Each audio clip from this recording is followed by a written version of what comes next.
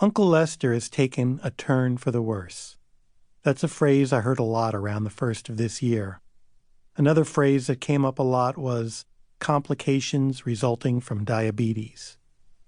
I wish I could report that these words brought great concern and sadness to our household. True, when my mother spoke of our favorite uncle's unfortunate turn, her voice had a somber tone, and sometimes she would place a hand on her heart. But I would say the overall mood was one of anxious anticipation.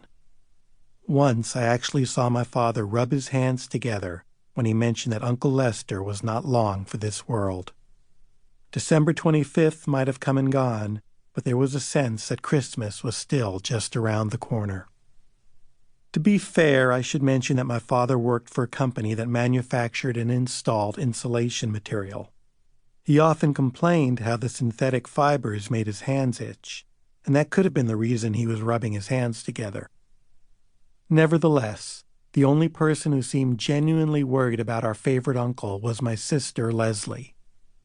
She was also the only one of us who had never met him, unless you count his 65th birthday party. She was about 4 months old when we went to his dark castle on the mountain. My mother put extra emphasis on the first syllable of my sister's name when she introduced Uncle Lester to his new grandniece, Leslie. Leslie was 11 when Uncle Lester took his turn for the worse. "What's diabetes?" she asked me. "It's kind of a disease," I answered. "It has something to do with your body not being able to turn sugar into insulin." "Why do you need insulin?" I didn't know. "Is Uncle Lester in pain?" Complications resulting from diabetes was just a string of words to me, and I never gave much thought to their meaning. Unlike me, Leslie could feel the suffering behind the words. A week later, I found out just how complicated his condition was.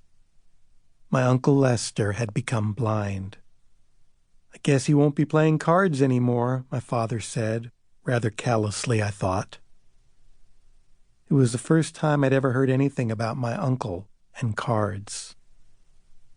According to my mother, we were Uncle Lester's closest living relatives.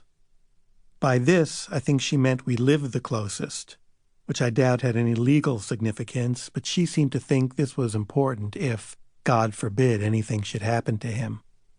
He had no children of his own. He had one brother and 2 sisters, and they all had children, including my mother, and their children had children, including Leslie and me. That was a lot of people with whom to split any inheritance, but my mother seemed especially concerned about Mrs. Mahoney, Uncle Lester's longtime housekeeper. "I think there's more going on there than just housekeeping, if you know what I mean," she said one evening during dinner. She was speaking somewhat cryptically because of Leslie.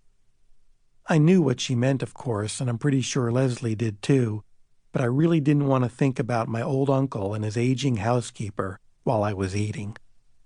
There was somebody else who was even more worrisome to my mother than Mrs. Mahoney. That person was Sophie Castaneda. I'd heard about the Castaneda family all my life, the crazy Castanedas, but I never quite got my uncle's relationship to them.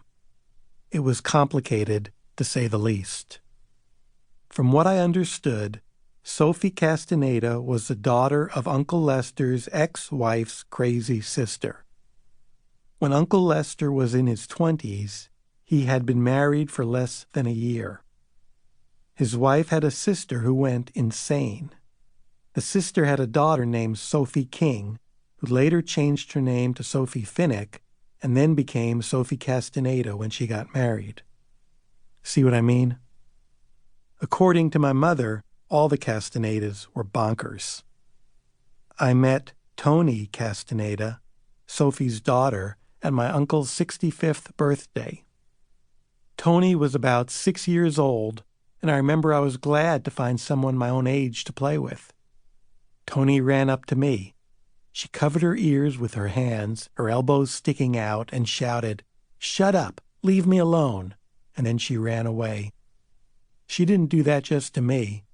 I watched her tell other people to shut up and leave her alone, too. I thought she was funny, but when I tried playing that game, I got in trouble for saying shut up.